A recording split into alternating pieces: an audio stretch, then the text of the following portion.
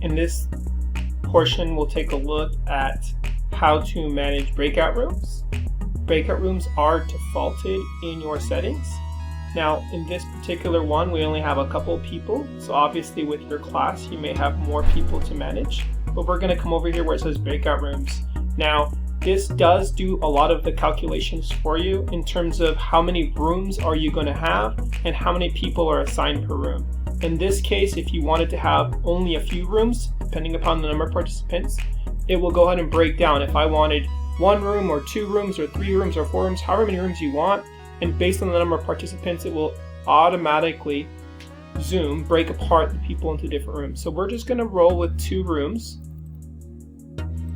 for our 2 participants, create my rooms, and there we go. We're given this screen here. Now you do have the ability to rename rooms. Go ahead and come in with this button. You can call it whatever you want.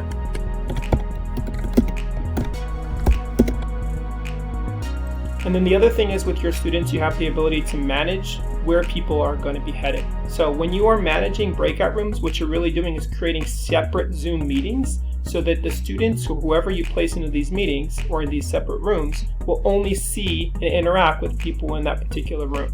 So you unfortunately are not able to see everyone at the same time when they are in these separate rooms. So if you wanted to say, for example, exchange, let's say you wanted this student to exchange with another student, click simply the exchange button. Who do you want to exchange them with? And boom, they flip-flopped. Let's say you wanted to move a student. So you come up to this person's name and you can say easily, I would like to move this student to whatever room, assuming you have multiple ones that you'd like. So it's pretty straightforward there. Now, once you have your rooms, you do have the ability to enter and leave any of these rooms. Now, I haven't assigned these rooms yet because again, all I do in the process was of starting this. So I'm gonna say open all rooms. Now you'll see in my top here, it says all participants have been invited to join the breakout rooms. Now that is the default. So it does not give you the option to automatically push your students defaulted. I'm gonna close these rooms for a moment. So from this screen here, some options that are really imperative. The first thing is that when you are moving participants to breakout rooms, it doesn't automatically move them. They have to be able to select that from their screen. We want to keep things simple.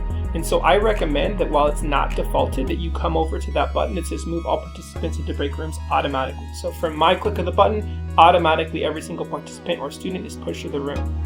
This is a feature that is defaulted. It says allow participants to return to the main session, so they could essentially leave a room and go back to the main room. This is defaulted. I recommend that you uncheck that. That's just my thoughts. And then coming down here to countdown. So when I say the breakout rooms are going to be closing, it defaults to 60 seconds. So that kind of gives them a countdown. Hey, the person or the teacher is telling us that the rooms are going to be closing. We have about 60 seconds to wrap up. You could change that to whatever you want. I'm just gonna, for the purposes of this video, leave it down to 10 seconds. And I do wanna make sure they have that countdown, so I'm leaving that checked. So those are the options. Now I'm gonna open up these rooms because I did click automatically. When I click open all rooms, it says that they automatically are being pushed out to those 2 rooms. Nothing that they had to do from their end. Now, if I wanted to, as the teacher, pop into any of these various rooms, I could easily do that by simply clicking join. Or I could join this one. You cannot be in all rooms at once, so you could only be in the particular room that you happen to join. Now, right now, I'm not in any room. I'm in the main room myself.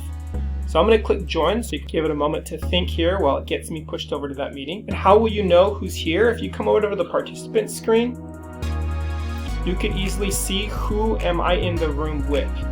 Now, one of the things that I want to note is that when you are in this particular room, participants are not going to see what was ever in the main room. Whether it be something you maybe posted in the chat, or maybe it's something that you were screen sharing at the time. When you have pushed people into rooms, they are only seeing what is in that particular room. Now, I'm going to go ahead and leave. Close this for a moment. And I'm coming to the lower corner where it says leave room, the breakout room. Now it's returning me to my main session, and I'm back here. Now, one of the things I want to point out is if you wanted to be able to send something out to everyone that happens to be in your breakout rooms, you could do so. But the big thing is you want to understand is that when you are sending something to them, they won't see it unless they're in this main room. So I'm going to come over to where it says breakout rooms again, and right here where it says broadcast message to all. So I'm going to send that message to everything, and I could have them say whatever I want.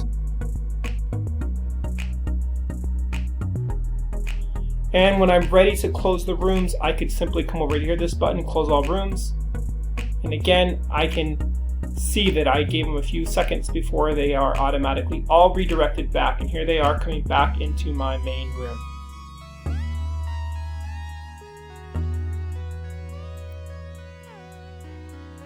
Now, this is us managing breakout rooms through the meeting when we're already in session. But you do sometimes have the ability to manage breakout rooms, who's going to be in what room, but you'd have to check out a different video for that. Thanks so much.